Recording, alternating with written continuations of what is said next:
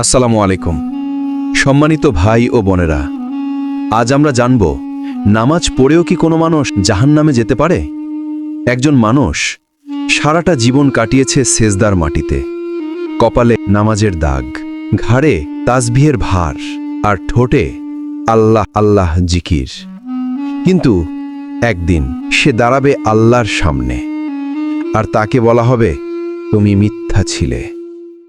তোমার নামাজ দুনিয়ার মানুষের জন্যে ছিল, লোক দেখানোর জন্যে ছিল, এবং সবাই তোমার প্রশংসা করবে তার জন্যে ছিল।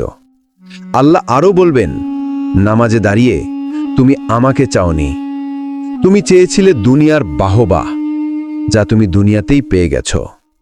তুমি সেজদায় ঠিকই গিয়েছ, কিন্তু অন্তর দিয়ে সেজদা করনি।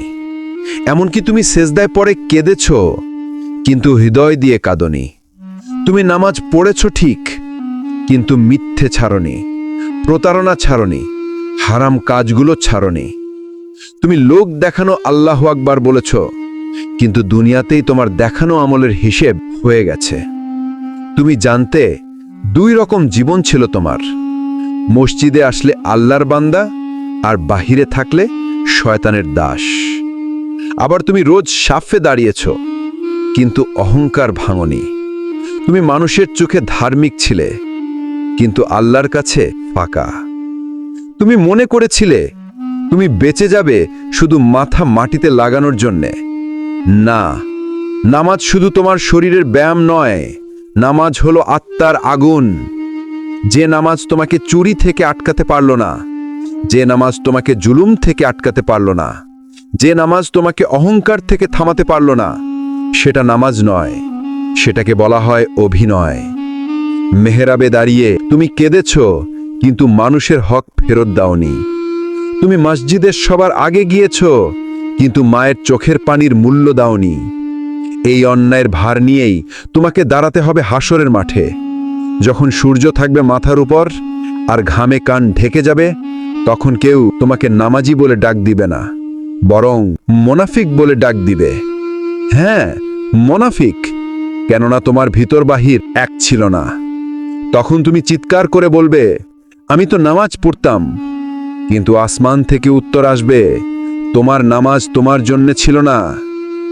এরপর তোমাকে টেনে নেওয়া হবে অন্ধকারের দিকে, অন্ধকার আগুনের দিকে।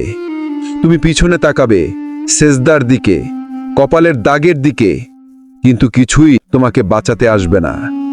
কারণ আল্লাহ চাননি তোমার শরীর, তিনি চেয়েছিলেন শুধু তোমার হৃদয়, যা তুমি দাওনি।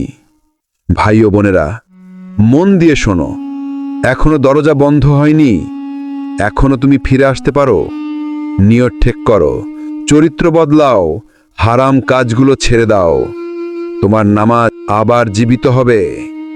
কিন্তু একদিন এই সব কিছুই শেষ হয়ে যাবে। সেদিন ভুয়া সেজদা কোনো কাজে আসবে না। বন্ধুরা, যদি এখন পর্যন্ত শুনে থাকো, তাহলে তুমি শুধু একটি ভিডিও দেখোনি, তুমি নিজের আত্মার সঙ্গে কথা বলেছ। এই কথাগুলো তোমাকে ভয় দেখানোর জন্য নয়, এই কথাগুলো তোমার হৃদয়কে জাগানোর জন্যে। এখনই নিজেকে প্রশ্ন করো, আমার নামাজ সত্যি আমাকে বদলাচ্ছে তো? বন্ধুরা, যদি এমন সত্য কথা, হৃদয় ছুঁয়ে যাওয়া বার্তা আরও পেতে চাও, তাহলে আলোর ছোঁয়া ইউটিউব চ্যানেলটি সাবস্ক্রাইব করো। কারণ এখানে আমরা তোমাদের নিখুঁত নয়, সচেতন মানুষ বানাতে চাই। দুনিয়ার চাকচিক্য নয়, আখেরাতের আলো নিয়েই দেখা হবে আবার। সবাইকে ধন্যবাদ, সকলেই ভালো থেকো। আল্লাহ হাফেজ।